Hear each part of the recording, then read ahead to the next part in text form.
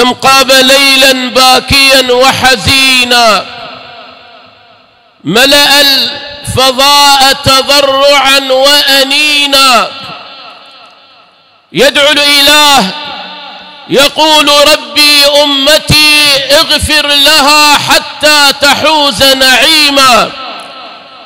يا أيها الراجون وصل حبيبكم صلوا عليه وسلموا تسليما. أما بعد، فإن خير الكلام كلام الله، وخير الهدي هدي النبي عليه الصلاة والسلام. أيها الإخوة المسلمون، أيها الأحباب الكرام، نعيش اليوم مع دعاء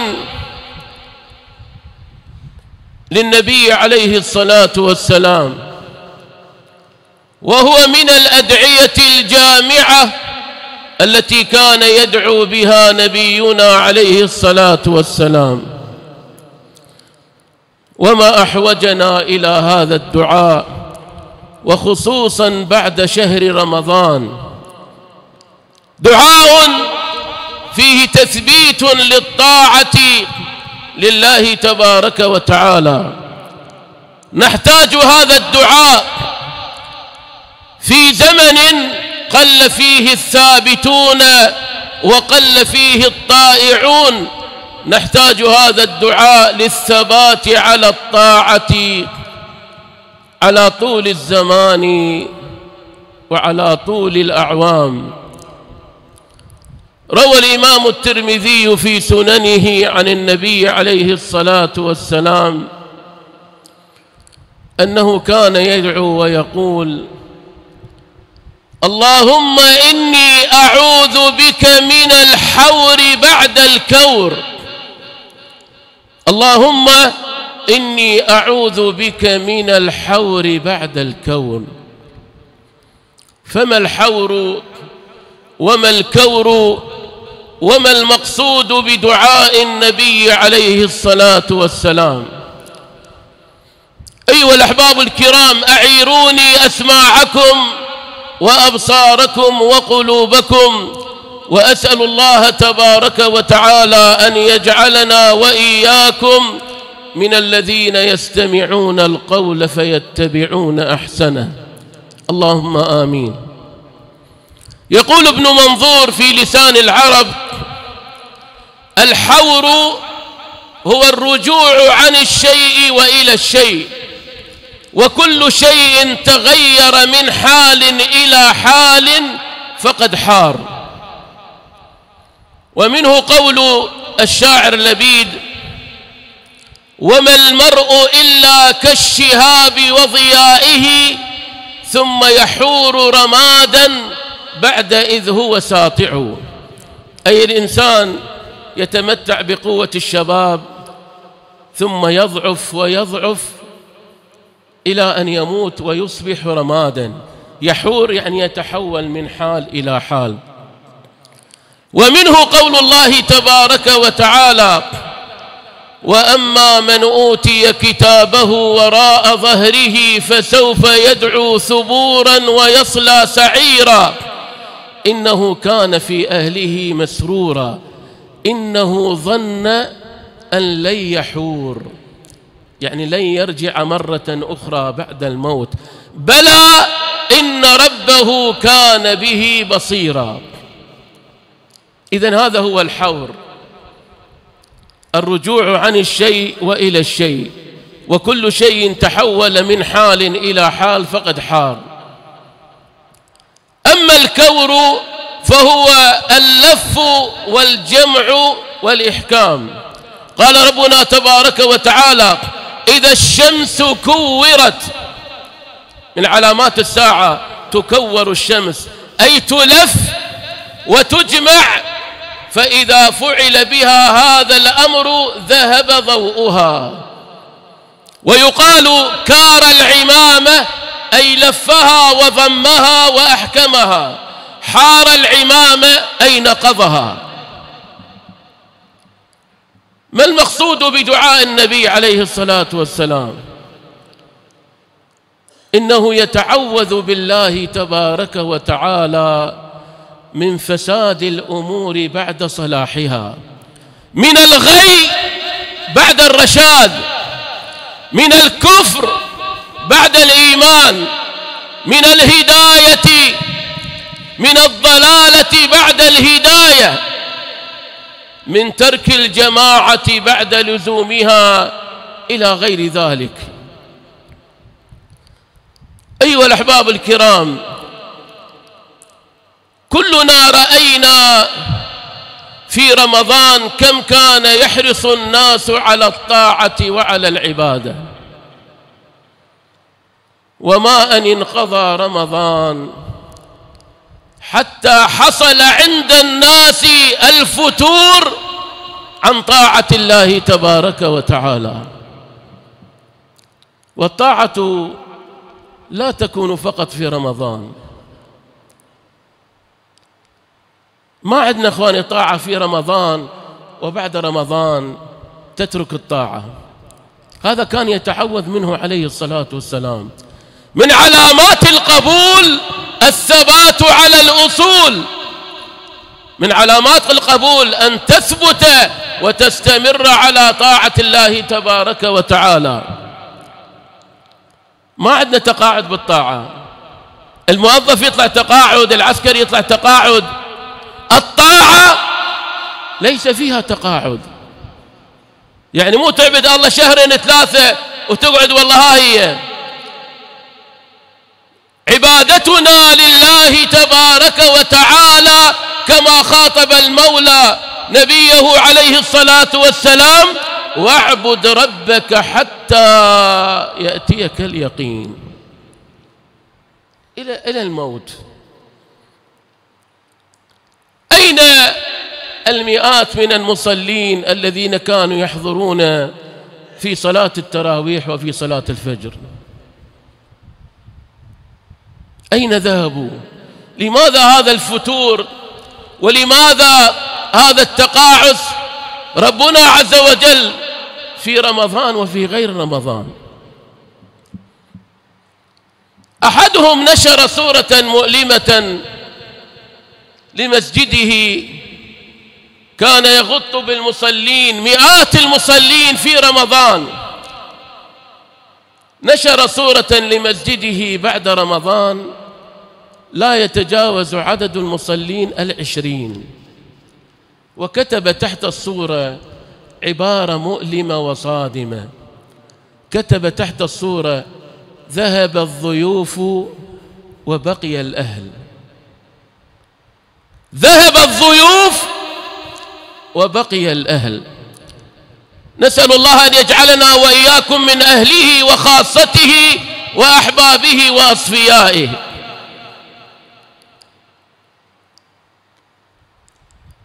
لماذا يعني نترك الطاعة ونترك المساجد بعد رمضان؟ البعض طوى المصحف وجعله على الرف إلى أن يأتي رمضان القادم. البعض كان يصلي في الليل، ترك صلاة الليل. لماذا أيها الأحباب؟ هذا التحول كان يتعوذ منه عليه الصلاة والسلام. نلاحظ بعد الفجر بساعة أو ساعتين حركة في الحياة، زحام شديد للسيارات، هذا ذاهب إلى عمله، وهذا إلى وظيفته، وهذا إلى مدرسته، وهذا إلى جامعته. وهذا لا نعيب ذلك.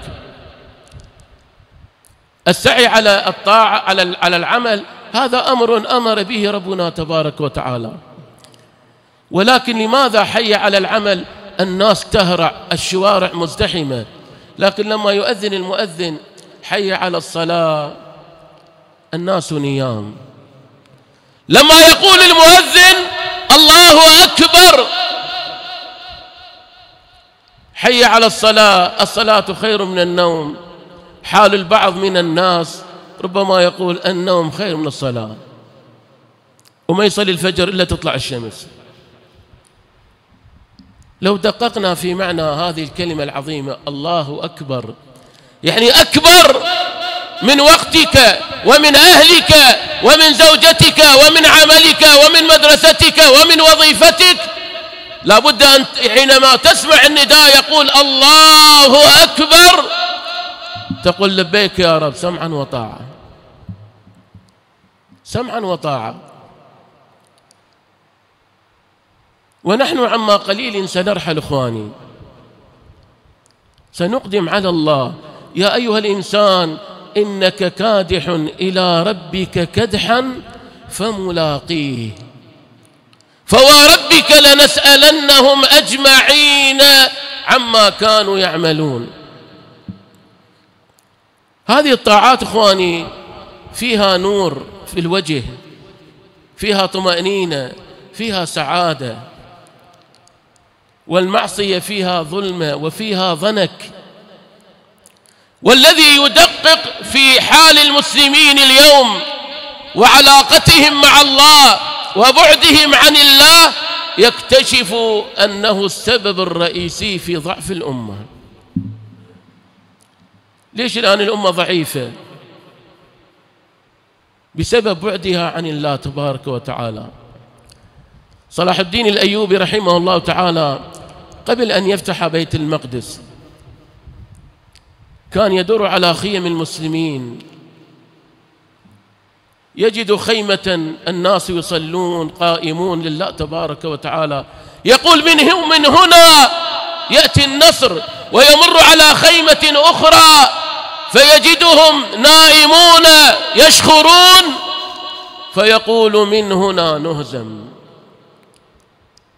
البعد عن الله وعن الطاعة سبب لضعف الأمة. وهذه الطاعات إخواني تدرأ عنك العذاب وتصد عنك ملائكة العذاب.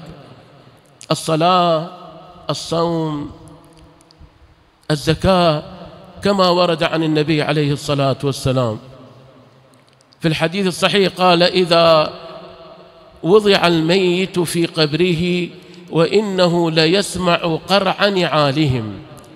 لما الناس تشيع الميت وتدفنه يسمع قرع النعال. قال فإن كان مؤمنا كانت الصلاة عند رأسه والصوم عن يمينه والزكاة عن يساره وفعل الخيرات والصدقة والمعروف والإحسان إلى الناس عند قدميه. فيؤتى من قبل رأسه، يعني تجي ملائكة العذاب من قبل رأسه فتقول الصلاة ما قبلي مدخل، ما تدخلون منا، ما تقدرون. الصلاة تدفع عنك، هاي الطاعة تدفع عنك. تأتي ملائكة العذاب من قبل رأسك فتقول الصلاة ما قبلي مدخل. يؤتى من جهة اليمين، ملائكة العذاب تأتي من جهة اليمين فيقول الصوم ما قبلي مدخل. ايش عندك صيام رمضان 6 شوال 2 وخميس؟ الصوم هذه العبادة تدرأ عنك العذاب. فيؤتى من قبلي من يساره من شماله فتقول الزكاة ما قبلي مدخل، ما تدخلون منا. شوف اخوان التحصينات والموانع. يؤتى من جهة قدميه فتقول فعل الخيرات والصدقة والمعروف والإحسان إلى الناس ما قبلي مدخل. موانع، حصون تحصنك من العذاب. إذا أنت بعيد عن الطاعة وتجي ملائكة العذاب من قبل رأسك وماكو صلاة تنهشك. تجي من جهة اليمين ما عندك صوم تنهشك ملائكة العذاب. تجي من جهة اليسار لا تصدق ولا تزكي تنهشك ملائكة العذاب. تأتي من جهة قدميك ما عندك صدقة ولا معروف ولا إحسان إلى الناس تنهشك ملائكة العذاب. والطاعة نور لك في الأرض ونور لك يوم القيامة. من تسمع المنادي يقول الله أكبر حي على الصلاة قل لبيك ربي سمعا وطاعة. حتى إذا ما تقدر تجري الجامع، قاعد أهلك وأولادك وصلي بيهم. أيقظ زوجتك، يا أم فلان الله يرضى عنك قومي إلى الصلاة، بكي الله يرحمنا. والرجل إذا نايم المرأة هم تقول له يا أبا فلان قوم الله يرضى عنك قوم خلنا نصلي. واسمعوا ماذا يقول النبي عليه الصلاة والسلام، يقول رحم الله رجلا قام من الليل فصلى وأيقظ امرأته فإن أبت نضح في وجهها الماء. مو جيب سراحية وتكب عليها وتجفلها، لا، النضح بسيط. رحم الله امرأة قامت من الليل فصلت وأيقظت زوجها فإن أبى نضحت في وجهه الماء. يعني شنو؟ يعني النبي عليه الصلاة والسلام يحثنا على الطاعة. مو تنام، إذا الرجال نايم لازم المرأة قاعدة. أحد الصالحين الحبيب العجمي رحمه الله تعالى وقدس الله روحه وطيب ثراه، مرة أخذته، كان من أهل الليل، أخذته سنة من النوم، وإذا بزوجته المرأة الصالحة توقظه تقول له استيقظ يا حبيب لقد ذهبت وسارت قوافل الصالحين. أنت نايم قوافل الصالحين مشت. هذه المرأة الصالحة. وقال عليه الصلاة والسلام إذا استيقظ الرجل من الليل وأيقظ امرأته فصليا كتب من الذاكرين الله كثيرا والذاكرات. كتب من الذاكرين الله كثيرا والذاكرات. وأخواني العمر قصير، لا تتركوا الطاعة ولا تتركوا العبادة بعد رمضان. والله سنأخذ كتبنا في أعناقنا، وكل إنسان ألزمناه طائره في عنقه كتابه. اقرأ كتابك كفى بنفسك اليوم عليك حسيبا. ليش تتندم يوم القيامة وتقول يا ليتني قدمت لحياتي؟ بعد ما يفيد. حتى إذا جاء أحدهم الموت قال رب ارجعون. ليش؟ لعلي أعمل صالحا. يأتي الجواب كلا إنها كلمة هو قائلها ومن ورائهم برزخ إلى يوم يبعثون. فاثبتوا أيها الشباب على الطاعة، لا تهجروا المساجد، لا تهجروا كتاب الله، لا تهجروا قيام الليل. أنا مو أقول لك يعني على نفس الروحانية والمنوال في رمضان، طبعا لا، بس يا أخي حتى على الأقل حافظ على ركعتين قبل الفجر، والله فيها الخير والبركة. ركعتين قبل صلاة الفجر حافظ عليها. النبي عليه الصلاة والسلام يقول أحب الأعمال إلى الله أدومها وإن قل. واحد يجوز يقول شلون نثبت احنا بعد رمضان؟ كثر من هذا الدعاء، كثر من هذا الدعاء، كثر من الاستغفار، من الصلاة على النبي عليه الصلاة والسلام. اصحب الأخيار. انت مو برمضان صحبت الأخيار وبعد رمضان ترجع إلى صحبة الأشرار، ما سوينا شيء. طبعا يصدوك عن الجماعة ويصدوك عن الصلاة. اصحب الأخيار، اصحب الصالحين، اقرأ في سير الصالحين. كان السلف الصالح الله يرضى عنهم كانوا يجتهدون في العبادة والطاعة حتى لو قيل لأحدهم أنك ستموت غدا ما زاد ذلك في عمله شيء. شوفوا اخوان شلون يعني هو محسب، الله يرضى عنهم، محسب أنه يعمل كأنه هاي آخر ليلة، بحيث إذا قال له باشر تموت ما يزيد بعمله، لأن هو محسب هيك حساب.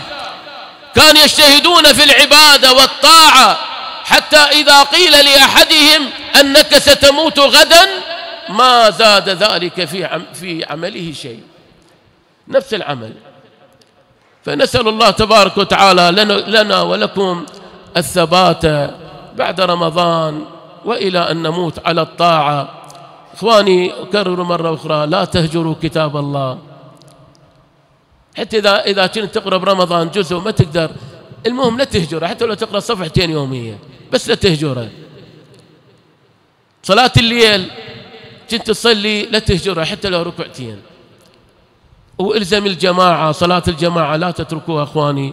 نسأل الله أن يثبتنا وإياكم على طاعته. اللهم إنا نعوذ بك من الحور بعد الكور. ربنا لا تزغ قلوبنا بعد إذ هديتنا وهب لنا من لدنك رحمة إنك أنت الوهاب. أقول قولي هذا وأستغفر الله لي ولكم ولوالدي ولسائر المسلمين. ادعوا الله وأنتم موقنون بالإجابة. وقال تعالى قولا كريما: إن الله وملائكته يصلون على النبي يا أيها الذين آمنوا صلوا عليه وسلموا تسليما. اللهم صل وسلم وبارك على سيدنا محمد القائل: لا تكثروا الكلام بغير ذكر الله، فإن كثرة الكلام بغير ذكر الله قسوة للقلب، وإن أبعد الناس من الله القلب القاسي. مكمل علوم الأولين والآخرين مولانا مولى الثقلين أبي القاسم محمد. فيا أيها الراجون شفاعته أكثروا من الصلاة والسلام عليه، فإن صلاتكم نور على الصراط حين تمرون عليه. اللهم اهد الإسلام والمسلمين، انصر من نصر الدين. اللهم ارحم موتاهم، ارحم شهداءهم، وداوي جرحاهم يا رب العالمين. اللهم انتصر لهم انتصارك لأحبابك وأوليائك على أعدائك يا رب العالمين. اللهم اغفر للمؤمنين والمؤمنات والمسلمين والمسلمات الأحياء منهم والأموات. اللهم لا تفرق جمعنا هذا إلا عن ذنب مغفور وسعي مشكور وتجارة لن تبور، برحمة منك يا عزيز يا غفور. اللهم إننا نعوذ بك من الحور بعد الكور. اللهم ثبت قلوبنا على طاعتك. اللهم صرف قلوبنا إلى طاعتك وطاعة نبيك يا رب العالمين. اللهم ثبت قلوبنا يوم تزل الأقدام. اللهم ثبت أقدامنا يوم تزل الأقدام. اللهم ثبت قلوبنا على طاعتك ويوم عشرك يا رب العالمين ويا أكرم الأكرمين. اللهم سحائب رحماتك على من أنشأ هذا المكان ولمن عمل فيه لله من خير وإحسان. اللهم ثبت شبابنا على طاعتك، حبب إليهم الإيمان وزينه في قلوبهم، وكره إليهم الكفر والفسوق والعصيان. اللهم احفظ هذه المنطقة وأهلها من كل سوء ومكروه يا رب العالمين. عباد الله اتقوا الله وأكثروا من الصلاة والسلام على رسول الله. إن الله يأمر بالعدل والإحسان وإيتاء ذي القربى وينهى عن الفحشاء والمنكر والبغي